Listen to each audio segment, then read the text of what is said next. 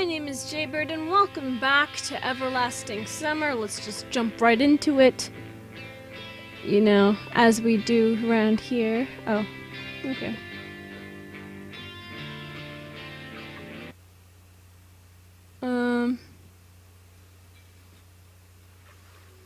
Alright. We're gonna go with Slavia. Hooray. I didn't want to walk here alone and hope that Slavia would join me, but I couldn't bring myself to ask. What? Wait, what? What? Why? Well, it's obvious. One basket for me, one for you two. No, let me go with you. Oh, okay, good. Slavia smiled. Okay. I was a bit surprised, but I was also glad that it turned out like this. Linus seemed to take no offense at all. Da-da-da-da-da-da-da. The reaping has commenced. The strawberries were delicious here indeed. I could probably eat them all if I didn't stop myself in time. Despite being wild grown, the berries were close to the garden ones in size and had a rich red color, so it was clear that our visit here wasn't in vain. Slavia was walking right beside me as we had only one basket. I felt like a mushroom picker, looking under every shrub and searching through the grass carefully. Pay attention! An entire bunch of strawberries had been left behind. Ah, yeah. I'm sorry. It's fine. You must enjoy being here, don't you? You like nature after all. Of course I do. Slavia smiled. It reminds me of my home. We have similar beautiful birches there. She gazed dreamily somewhere into the distance. Look, I've always wanted to ask, what do you like in general? You look busy 24/7 and it seems like you have no time to rest at all. She started to think. I don't know, really. Doing a variety of activities is enjoyable for me. Well, that's understandable, but still. I like knitting and sewing. Things like that. Sylvia took a handkerchief out of her pocket. There were red, yellow, and green flowers embroidered on it. Ooh. They were entangled with each other in a complicated way, creating sophisticated geometric forms. Wow. Such a typical Russian hand... Typical Russians with their fucking typical Russian handmade handkerchiefs. Oh my god. Oh my god. Such a typical Russian handmade handkerchief.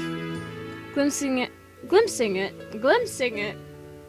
I think there's a word missing there. Glimpsing at it, I instantly imagined Slavia dressed in an ancient Seraphon. I don't know if I'm saying that right. Sitting on a bench beside a ramshackle house with a crowd of playing children running around. Her children? Wait. What's a Seraphon? Oh! Oh, yeah, no. Yeah, okay. That's what I was thinking what it was anyways. Huh. Interesting. I'm learning new things about Russians every day from this game. Not every day, every week. It's quite cute. Thanks. Let me give it to you as a gift. Ooh, she's giving me her typical Russian handmade handkerchief. Such a proposal embarrassed me. You shouldn't. No, take it. I looked at the handkerchief once again and put it into my pocket. Oh my god, my dog. Hey!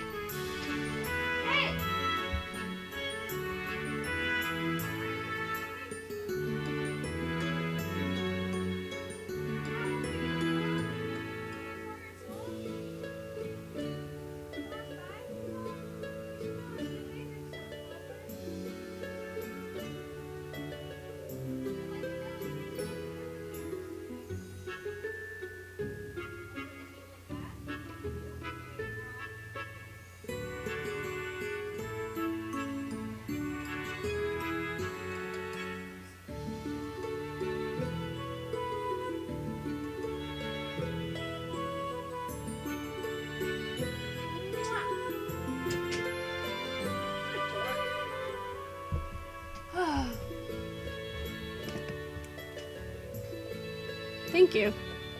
Da-da-da. There were so many strawberries here that after a mere half an hour we had the basket filled up to the brim. It seems we're done. Yes. We've got a lot, so it should surely be enough. When we got back to the boat, Lena wasn't there yet. She'd need more time to fill the basket by herself. Yeah, I guess so. Looked at the river. Sun sparkles, happily dancing across the water surface, were the only thing that distinguished it from a mirror. That's how calm the river seemed. What are you thinking about? Nothing, really. And you? Me? What will happen once vacation is over? We'll have to leave this camp and go back to our homes. Will I ever see anyone I met here again? Are you blushing? What? Will I ever see... Oh!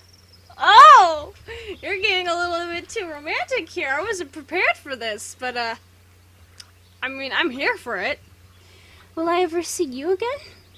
She looked at me with her eyes so full of sorrow that I couldn't think of what to say. That's not just sorrow, that's a little bit of lust you got going on there.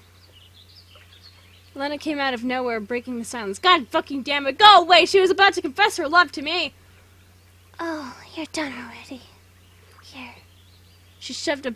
I thought I said shoved. I'm like, whoa!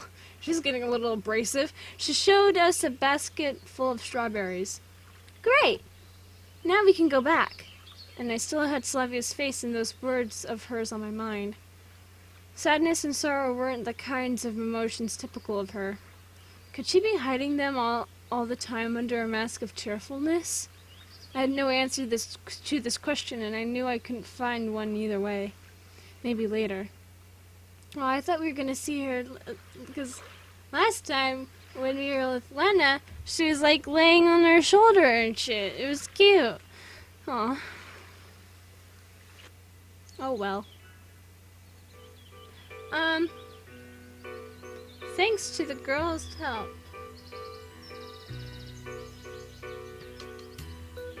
Oh,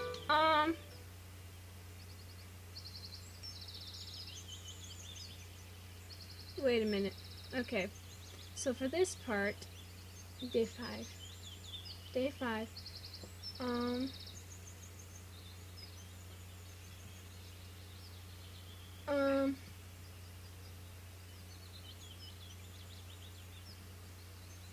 Oops. Okay. Gonna go get the sugar from the clubhouse. Get the sugar from the clubhouse.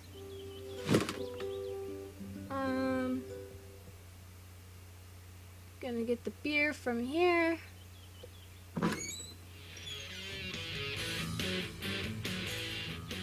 And then we're going to the library.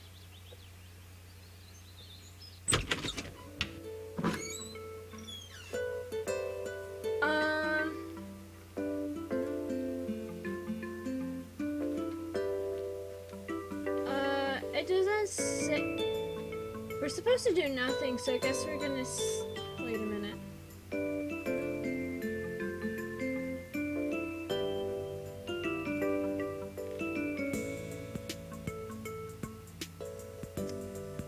Wait a minute. I might be doing this wrong. Oh. Oh. Okay, I know what to do. We're just gonna stay on guard. Curiosity killed the cat. Anyway, it's Alyssa, and that means it could quickly turn into a total mess. Plus, I still have ingredients to collect. Well, I'll come later. Alyssa left the library quickly without looking at me. It got me thinking. What could this book be? What could this book be? There's a word there that shouldn't be. What could this book be about if she was so ashamed of it? An ashamed Alyssa is something extraordinary by itself. But Alyssa ashamed about a book. It's erotica, guys! It's fucking 50 Shades of Grey. I mean, I guess... Okay, someone went back in time just to put, like, 50 Shades of Grey. Just plop it right there. Just right there. I don't care what section that is. Just right there. For the purpose of whatever. But what's the point in guessing now? There's no way to find anything out. Okay. So. Alright. Alright. So. We're supposed to do nothing, just stay seated.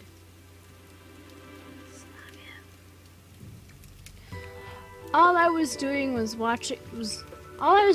just watching the fire. There is a saying that claims that one could watch it forever as well as running water. But there was also some third thing there. What was that? One could watch three things forever: burning fire, running water, and how other people work. The camp leader pulled me out of my daydreaming.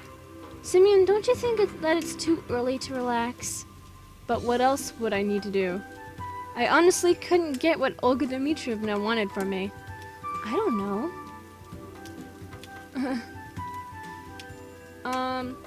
We're supposed to try to find Slavia. I'm really interested in where Slavia has gone. Though I also wanted to leave this place as fast as possible, and if not to finally lie down to sleep, then at the very least to spend some time alone, away from all these pioneers and Olga Dmitrievna, who just couldn't wait to occupy me with something again. I picked a good moment and fled into the forest. Woo!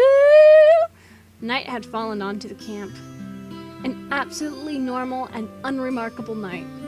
One of those nights when the dark sky stars or crescent moon don't trigger any special emotions, when the crickets chirping and the singing of night birds seem more like an everyday routine than a nocturnal chorus.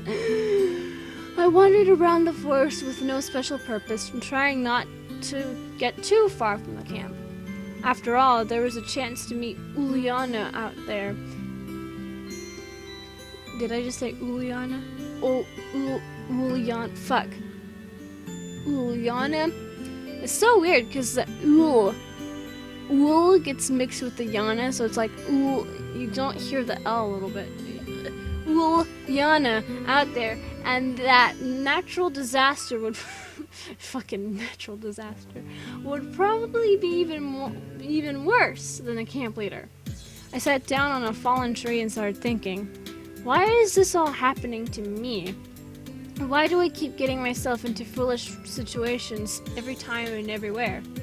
Even having suddenly appeared in a weird pioneer camp in the middle of nowhere, I don't get to become a subject in an experiment, a victim of a sick cosmic mind, or a participant in an intergalactic war on the side of a group of suicide-prone pacifists like a regular hero of science fiction. No, I get to hide in a night forest from a raving camp leader and her workhorse pioneers. The stars in the sky were shining brightly. Perhaps they give their light not only to me and this camp, but also shine on the city where I was born and where my old home is. It was as if a pain settled in my chest. Ooh. I envisioned my old flat clearly, and a detestable burning started making its way from my stomach to my throat. No, it was not wistfulness, more like a sad reminiscence. Because despite all that's happened, I felt more alive in less than 5 days here than I had for the last several years there. Now I really wasn't sure if I wanted to get back. Only one question still ate at me: how and why I ended up here. It flared up yet again in my mind. I haven't spent much time seeking answers or even just thinking about my situation lately. My thoughts were occupied with everyday routine affairs. And now, in order to break away and be able to wish to stay here for good, I need to understand the nature of this place. It's just that even a nightingale in a golden cage has a right to know how and by whose will he got in there. And after that, to make the choice whether to stay or not, probably I would have been lost in my existential thoughts for a long time, but I heard voices approaching. Olga Dmitrievna and the pioneers. Looks like they're proceeding with their hike. I head to the camp at a fast pace. I have no desire to go back to the camp leader's cabin because I would surely be scolded, and just waiting for it is much worse. Oh my god. Soon enough I arrived at the beach. We arrived at the beach. Okay. And I wasn't alone here. A pioneer uniform was lying on the sand. What? A girl's... God damn it, are we gonna see another naked... Oh, well, we won't be able to see it, but is there gonna be another naked Slavia scene? A girl's one. But no one seemed to be swimming in the water. I almost thought it was some nude devilry when suddenly a voice came from behind. Skipping out on the hike? I thought you were still in the woods. Oh, thank God you're not naked. Oh, I like how I just have to say, oh, thank God you're not naked so I can see you. I turned around and saw Slavia in a bikini. Ooh. Sorry, I guess I interrupted you. That's okay, I'm almost done. Why did you decide to have a swim during the night? Oh, well, is it prohibited? She smiled. Well, no. It's just... Won't Olga Dmitrievna mind you leaving early? But you did the same. Slavia gave me a quick glance. Yeah, I did. I sat down on the sand and stared at the river. You didn't like the hike, did you? No, it's not that. I just wanted to be alone for some time. And I've interrupted you. No, not really. That's not like you at all. What are you talking about? Well, to leave like that. Well, I'm not a robot that can only act according to a predefined program. Of course I know what that means. She laughed. Yeah, that's right. I was so puzzled and my fatigue was also becoming stronger and stronger. My mind was absolutely blank. To be precise, it was so heavy and full so that not even a single idea would have the chance to dwell there. If I would compare my brain at its prime to a broad highway full of speeding thoughts overtaking each other and causing gigantic chaotic crashes, then now it's nothing but a forgotten tiny path in a distant, desolate forest, which is only used in times of absolute necessity. So I said the first thing that crossed my mind. Don't you think it's all pretty strange here? Strange? Everything that happens here. It's the ideal model of a pioneer camp. Of course, it's not like I know a lot about them, but it looks exactly like I imagined it. What are you talking about? Slavia glanced at me perplexedly. Did you ever feel that you're not where you belong? I don't know. More precisely, not where you are meant to be at all. As if thousands of I know it's meters. I just like saying it like that because it's funny. Maybe it's an overkill joke, but I don't care. Kilometers away from home, or even in another galaxy. Okay, I'll read it right. As if thousands of kilometers away from home, or even in another galaxy. I don't understand you. We're similar in this. I lay down on my back and looked at the stars. And what would you think if I told you that I'm an alien from the future? Are you? Asked Slavia in dead earnest. Well, let's assume I am. How should I return to my time? Do you really want to? Yeah, all the conversations with her that have to do with my situation, even the slightest hints of it, always end up at the same place. It's like she's offering me a chance to stay, almost insisting on it. Well, let's say that I'm not sure. There, as we could call it, everything is like home to me. Or rather, more familiar. Practically everything is known to me, and I am prepared for any situation. And here, it's the other way around. Literally every little thing that comes as a surprise. Literally every little thing comes as a surprise, and everything's different. Is it really that bad? I wouldn't call it bad. Unfamiliar, unclear. Sometimes it can be hard to change something, especially for people with my personality. But what do you really want? To start with, I can't answer that question until I find out exactly where here is. Then go and find out! If only it was that easy. But what's so difficult about it? Everything's difficult. I don't even know where to start. And I'm constantly being distracted. You were talking about it so seriously, it's almost like it's all real. She laughed. Who knows? A pretty long silence followed. Suddenly Slavia sneezed. Oh, fucking sneeze. Bless you. Thanks! It wasn't a good idea to swim at night. You could get ill. Hurry to your cabin, it's cold out here. It's nothing. I'd rather sit here with you a bit more. Now, just let me dress. Oh boy. Well, I was certainly flattered, but... Let's go, I'll walk you. But we didn't even walk a dozen steps before Slavia grasped my arm. What's the matter? Oh, I suddenly felt dizzy. I touched her forehead. It was burning.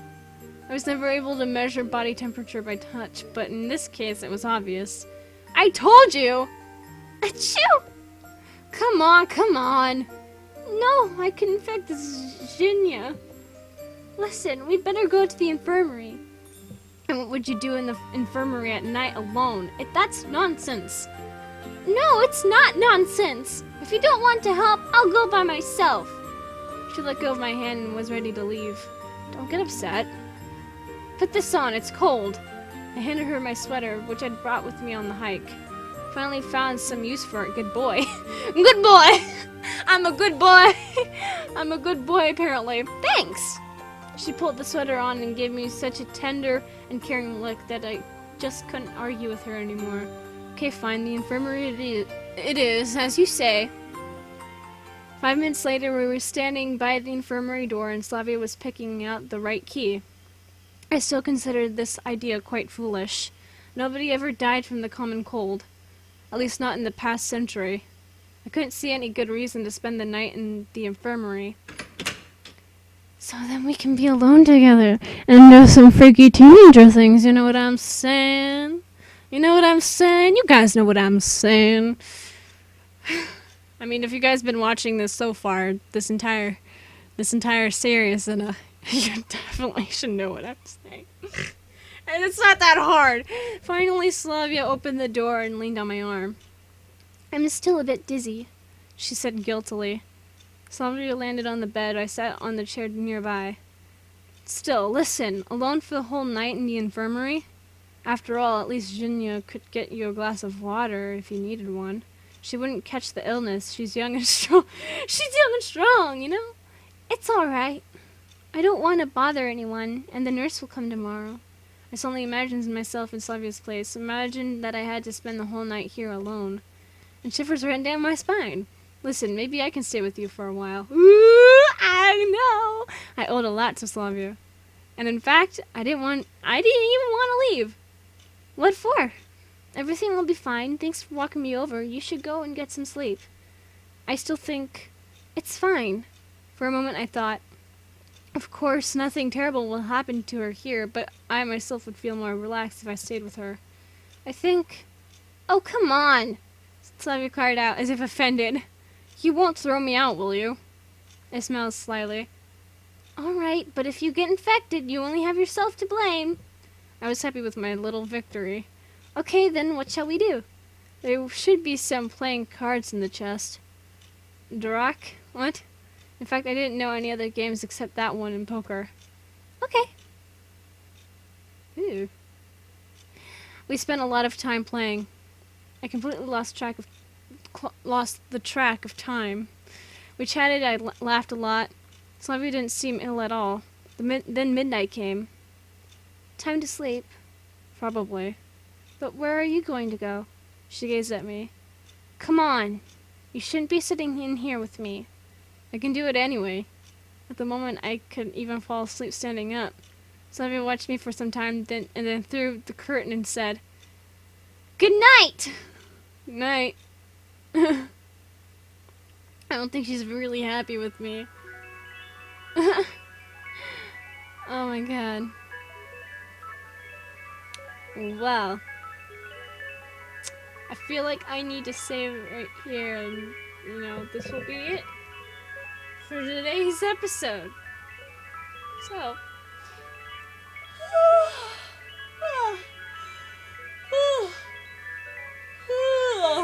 Okay, anyways. With that being yawned. If you guys enjoyed this episode of Everlasting Summer and would like to see more of this game, then leave a like down below, leave a comment down below, share with your friends, subscribe if you haven't, ring that notification bell, and remember, die safely. Bye-bye!